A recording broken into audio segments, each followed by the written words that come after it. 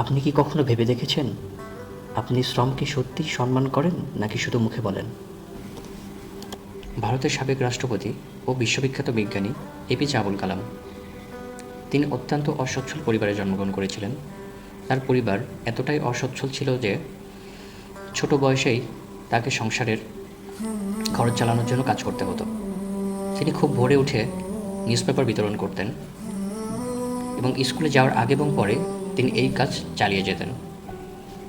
কিন্তু তিনি এই কাজকে কখনোই ছোট মনে করেনি, বরং তিনি বলতেন কোনো কাজই ছোট নয় যদি তা সৎভাবে করা হয়। এই ছোট কাজ থেকেই তিনি শিখেছিলেন দায়িত্ববোধ, সময়ের মূল্য ও শ্রমের মর্যাদা। আপনি অফিসে বসে কাজ করেন আর আরেকজন রোদে পুড়ে বৃষ্টিতে ভিজে কাজ করে, কিন্তু দুইজনের সম্মানই সমান হওয়া উচিত। তাই আজ একটা প্রতিজ্ঞা করি,